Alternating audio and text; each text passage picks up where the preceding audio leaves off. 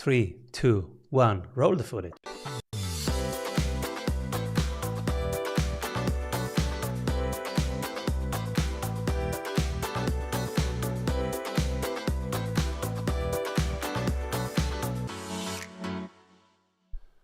Welcome back, everyone. I'm Simon Severino, your host, and today we are here with the co-founder of Pro Assisting and best-selling author.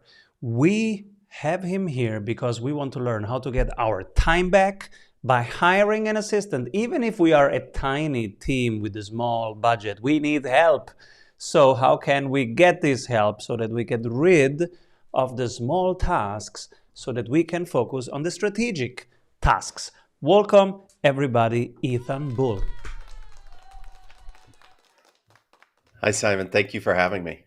Hey, tell us the backstory. How did you start Pro Assisting? Well, we started actually when we were in New York City. We started Pro Assisting as a training program for recent college grads to learn how to be an assistant quickly, to get a job in an industry that they're interested in as an assistant, prove themselves with our training and strategy and tactics, do such a good job that they get promoted from within and launch their career.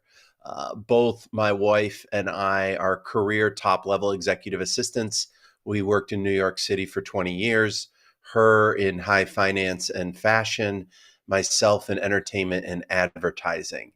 After 20 years, we had a second son, and that kind of pushed us to move outside of the big city, about 6 hours north in up into Western New York. And that's where we kind of started thinking about pivoting Pro Assisting to being a remote support company as opposed to the training company.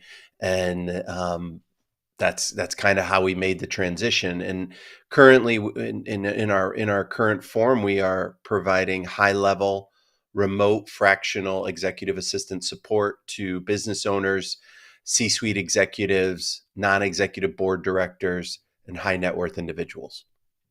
Now, the audience might go, oh my God, these fancy people, yeah, they have resources. I have like two people and one is my wife. That's our team. Can I afford this?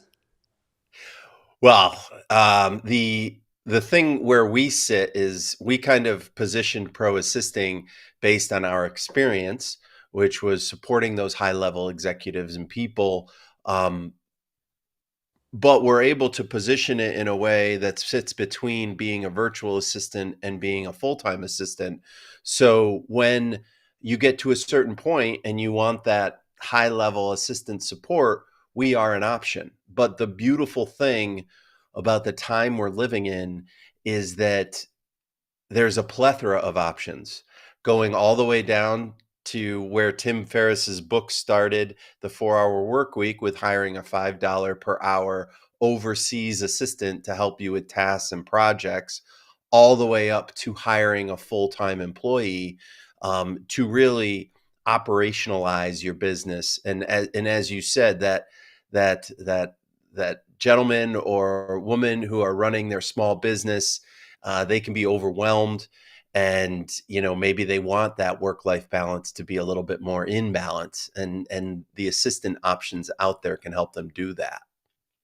What are you hearing right now? What is on people's hearts and minds in terms of delegation and support?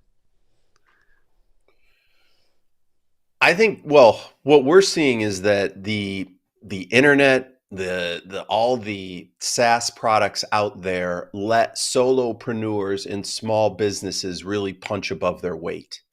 It allows them to handle a lot of customers or clients. It allows them to market, advertise, and create podcasts like this to get their word out.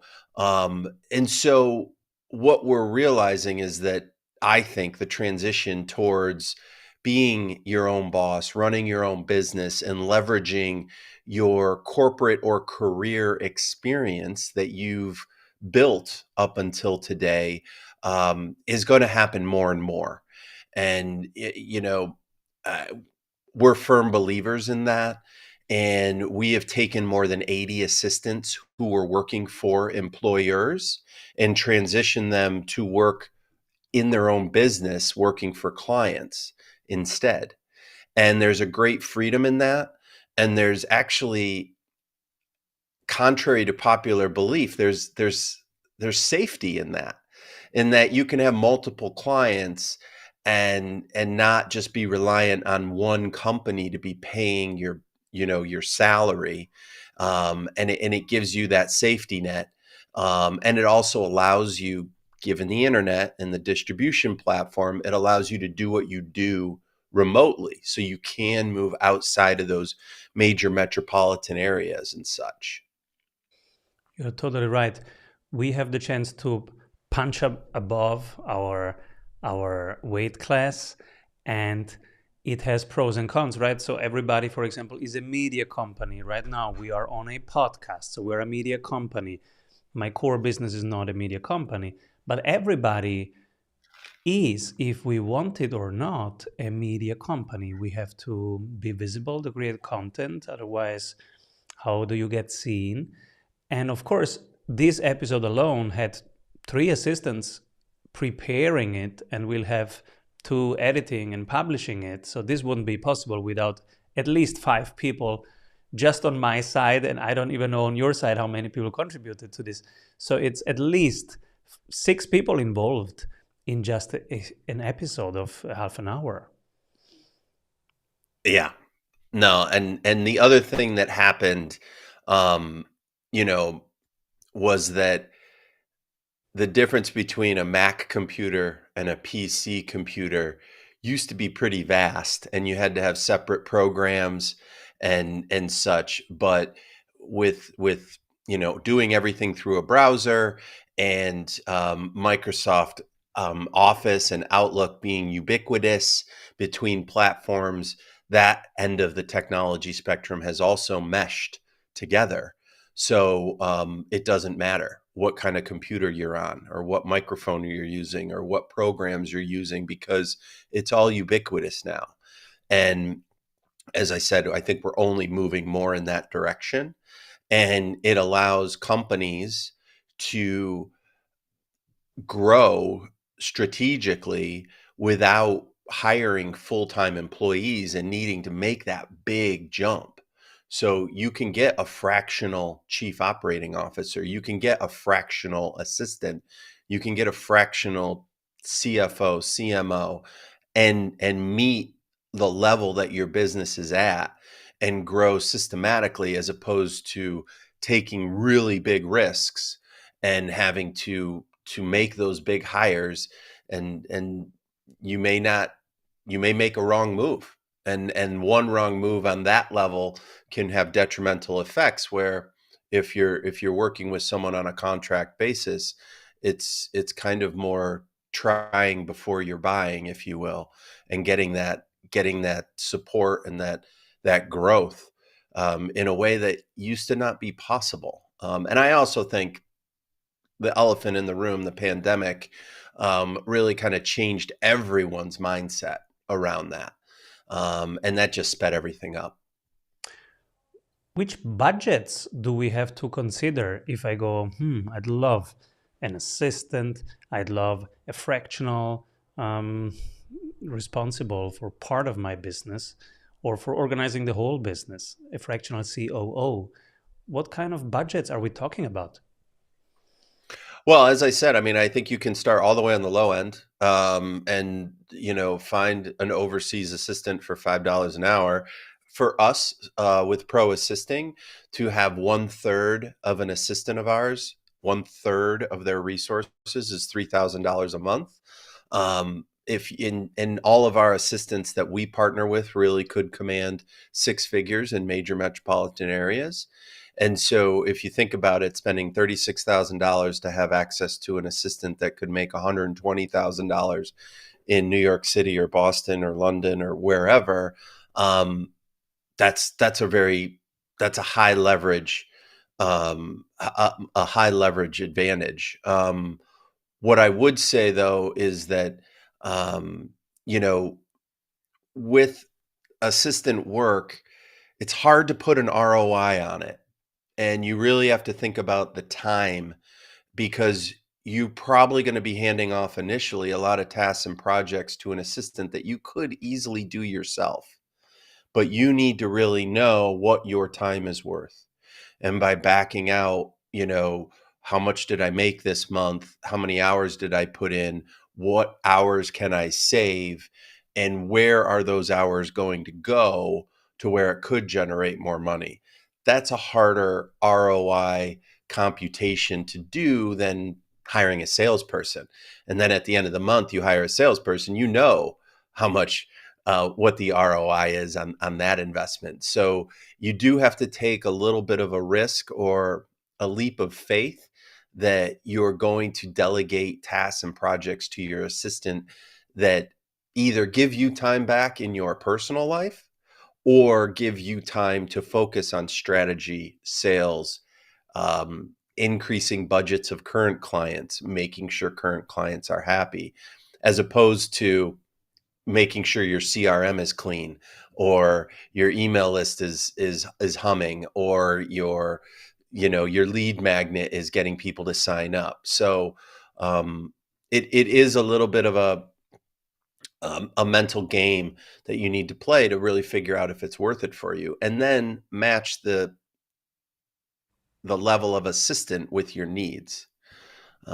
So I hope that answers the question. Yes, it's about the costs, but also the opportunity costs. What can you do with that hour that is higher leverage? Like when I fired myself from operations, okay, that was like 30 hours a week that I got back. Oh, Initially, it was just a little bit of relief, but then I started doing things that I couldn't do before, like writing a book. And now, fast forward 2 years later, that book is working while I sleep, and the publisher is translating it in Chinese and negotiating IP rights with other countries that I could never do. And so it has extremely increased my productivity per hour, and created a scalable thing that works without me. But the initial, what was in my control, giving up some tasks that I could have done, but that others can also do, maybe even better. absolutely. And we see this in our business. There are growth times and there are profit times.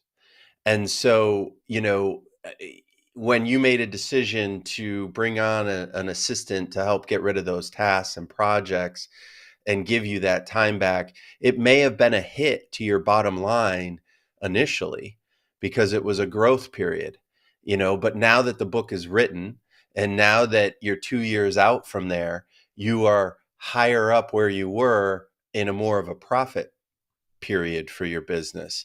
We're going through the same thing right now, where last year was more of a profit year for our business and this year is more growth. So thinking of it in those kind of seasons can help too, to get over the hump that, wow, I'm making less this month than I did last month, but I have an assistant that's giving me 30 hours a week back. So I need to make those 30 hours count so I can then move up higher from where I was. And success is never a straight line, and it's not freely talked about. Everybody thinks everything's a hockey stick growth, where you zoom in on that hockey stick and there are a lot of up and downs to get there. So I don't lose sight of that. I love how you frame it. There are growth times and there are profit times. And I have so many questions about specifically the profit times and how you can support after one word from our sponsors. What if your business would run well even when you are on vacation? Discover how 1,600 business owners have regained their freedom using the Strategy Sprints blueprints. How they enjoy living their dream and watching their business scale.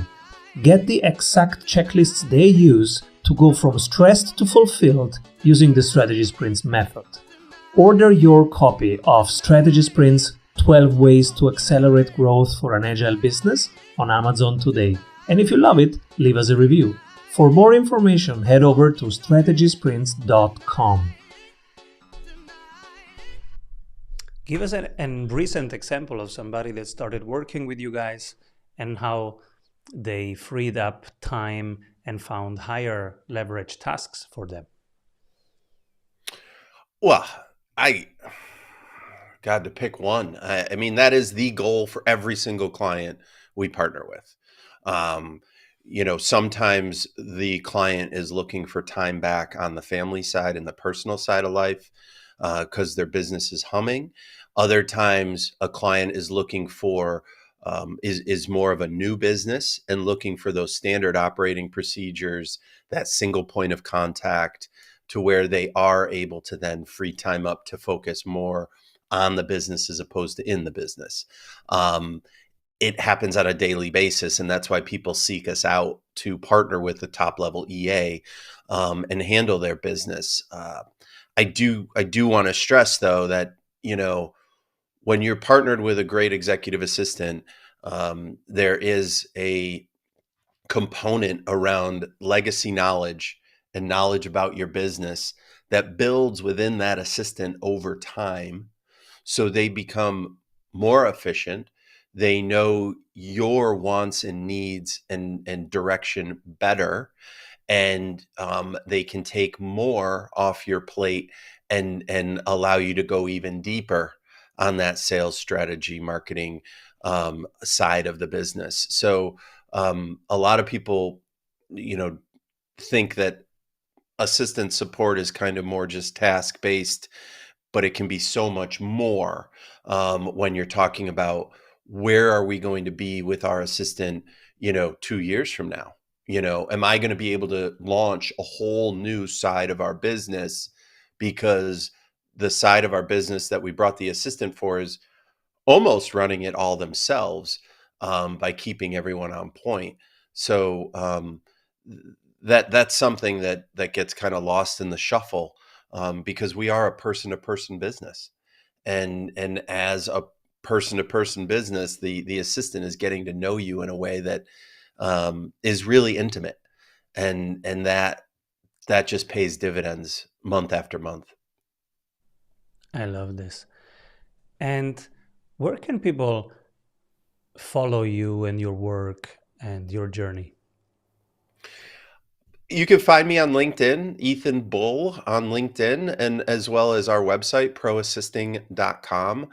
And we're currently only based in the US, but we are launching the Pro Assisting Academy, which is a training program for career-minded executive assistants to really show them how they can transition to working in their own business as opposed to working for employers, and leverage their experience to either be a fractional remote executive assistant, or the interesting thing about being an executive assistant is there are so many other businesses that if you have an interest or knowledge about, that you could start because you have all of the skills on the operations side to really make that hum from the beginning.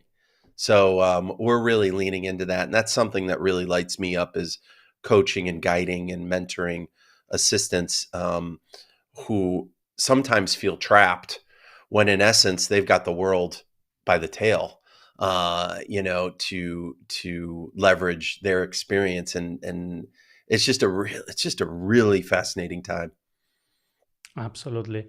And in the end, what are teams? What are organization? It's people, right? And you help them find the right people for the right role, people you can rely on. This is the fabric of our teams, of our organizations. I'm wondering, how is AI shifting your world? Well, in our back and forth before we had this call, one of the things you brought up was, what have you changed your mind on recently? And before November of 2022, I was kind of an ostrich about AI. I really stuck my head in the sand. I didn't want to hear about AI. I knew, based on my technical knowledge, that AI was already happening in the background on our phones and on our computers and in our calendars. But once ChatGPT came out and I saw that power behind those prompts, um, I really realized I had to change my tune on AI. And doing my deep dive on it, I could see how AI could and can and will kind of supplement or even take over some of those more admin tasks, and lower level tasks on what is on our docket as assistants.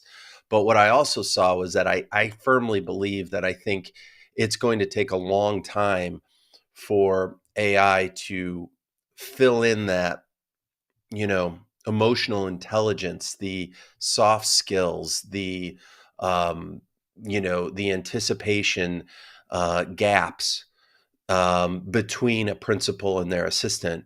And given that we work with higher level assistants, and higher level clients, you know, that level of clients really wants their assistants to be leveraging AI on their behalf, as opposed to thinking through all the steps they need to do to leverage it for themselves. So we're not there yet in terms of where it's taking over what we do, but I think hospitality is something where the human interaction is still going to be desired and needed, and that's what we're training our assistants towards, in terms of leverage the AI on your behalf, but sprinkle the human fairy dust on it. Make it work for you as opposed to taking it verbatim. And um and and I think, I think that's what it's going to be like 5 to 10 years. Where are we beyond that? I don't know.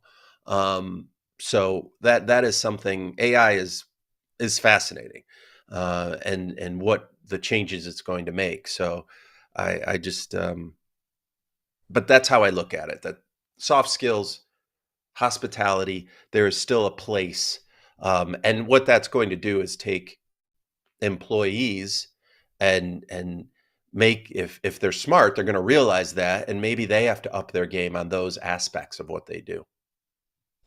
Just today, I was listening to a podcast episode where Tim Ferriss was interviewing this hospitality guru, and I was doing mental notes every 10 minutes because it was about, hospitality in every moment, in every interaction, in every business. What's his name? It's Danny, the guy who created Shake Shack. Danny Meyer. Danny Meyer. What a wonderful interview. What a wonderful human being. It was a masterclass on leadership, on being a decent human being. Um, No, and his book is fantastic. How to Set the Table. mhm.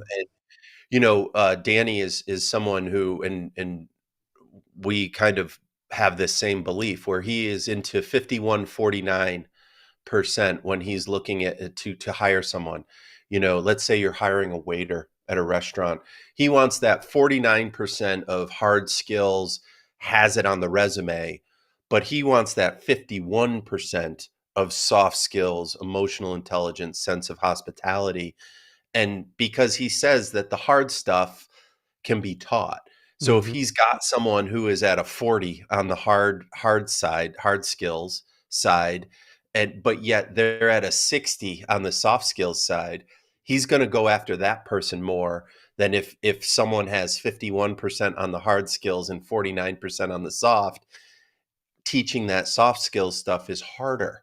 Um, so yeah, there's another great story in his book, is that, or it's kind of like an allegory.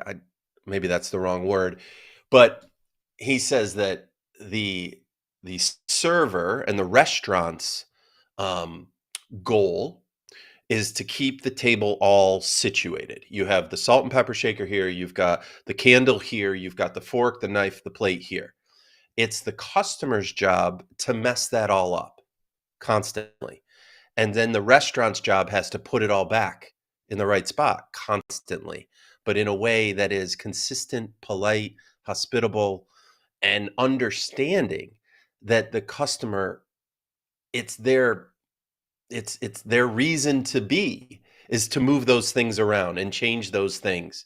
And it's the reason to be for the waiter to go up and replace the candle, replace the salt and pepper shaker, replace the flour, and to keep it again on point. There's just a wealth of knowledge in that book, and he's just fantastic. Absolutely fantastic. Yes. And it was the interview by Tim Ferriss. Wonderful, on the Tim Ferriss show. Ethan, what's your favorite social media to hang out? I mean, from a personal side, I love Instagram. I'm more about the pictures and keeping up with family and friends that way is fantastic. On the business side, it's more LinkedIn. I do listen to a lot of podcasts. We've been on a ton of podcasts recently. There's really a ton of information out there, to where you can class around whatever it is you want to do. And so I'm a firm believer that learning has to be continuous, and that you have to experience and read and hear and see things multiple times before it starts to seep in. And then you have to use it 1 or 2 or 3 and 5 times in your workflow for it to really sink in. So, we're all about constantly reading and learning, and, you know, seeing things from different directions, because you don't know when that one direction is going to hit, and it's going to be like, it's going to bring it all together, and it's going to be like, I can really use this in what I do. And then you'll take that step and make that one step towards using all that information in what you do. And then it builds upon itself. And where we focus a lot is on those soft skills and self-awareness and the sense of hospitality. And that takes consistent work and reinforcement to do. But yeah, going back to Danny Meyer, infuse hospitality into all aspects of your life. I would recommend to you and your viewers on that aspect to watch a TEDx video from Bobby Stuckey called How to Be a Hospitalian.